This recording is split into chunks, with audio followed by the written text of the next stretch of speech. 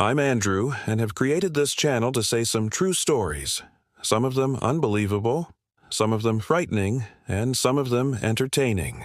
The scorching Las Vegas sun beat down on the cracked asphalt of a forgotten industrial complex, far from the dazzling lights of the Strip.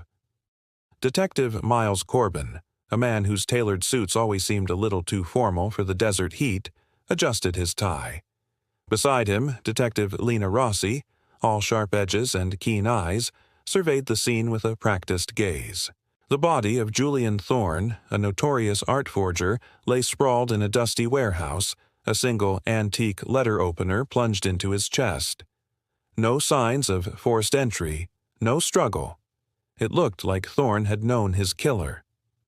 "Corbin, check this out," Rossi called, pointing to a small, almost imperceptible smudge on the concrete floor. "Footprint, size 10, men's, expensive Italian leather." Corbin nodded, already mentally sifting through Thorne's known associates. The forger had made a lot of enemies in the cutthroat world of illicit art. Their break came surprisingly quickly. A grainy security camera from a nearby convenience store, just a block away, showed a man matching the footprint's description entering the store an hour before the estimated time of death. He was purchasing a single bottle of Fiji water. The man was impeccably dressed, a dark suit, fedora, and sunglasses obscuring most of his face. But the timestamp was clear: 11:03 a.m.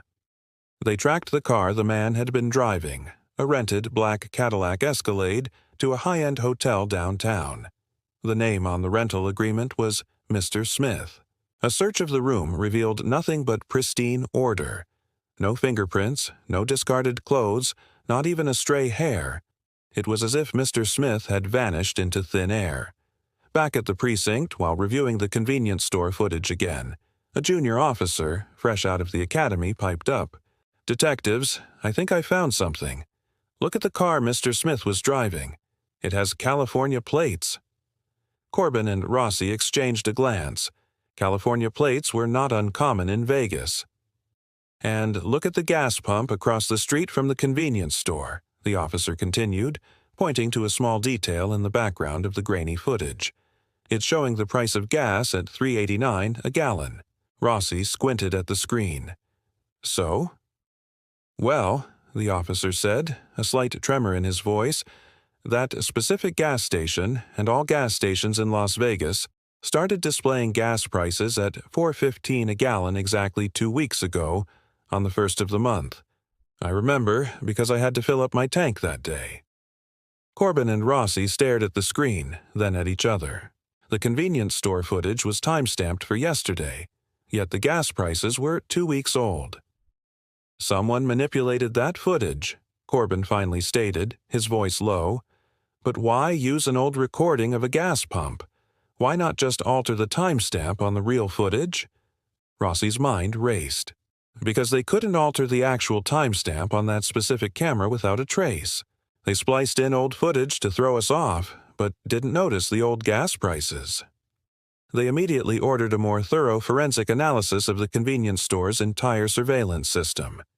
Within hours, the truth emerged. The manager, a nervous man named Gary, confessed.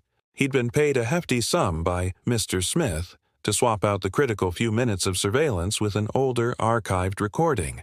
The real footage, recovered from a cloud backup Gary hadn't even known existed, showed not Mr. Smith, but a different man entirely.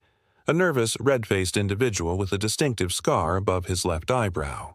He was a disgruntled art dealer named Marcus Finch, who Thorne had swindled out of a priceless Renaissance sketch just weeks prior.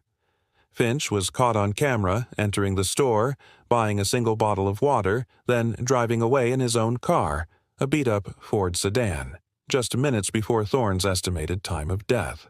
The new timestamp on this footage matched perfectly with the current gas prices displayed. The Mr. Smith persona, the rented Cadillac, the pristine hotel room, it was all a cleverly orchestrated diversion designed to make them chase a phantom. Finch had wanted to ensure no trace of his direct involvement. Marcus Finch was nowhere to be found, but a warrant for his arrest was issued. He was probably far away by now and the case was out of their hands. As the sun set, painting the Vegas sky in hues of orange and purple, Corbin and Rossi drove away from the industrial complex. "Looks like our junior officer isn't so junior anymore," Rossi mused, a rare smile gracing her lips.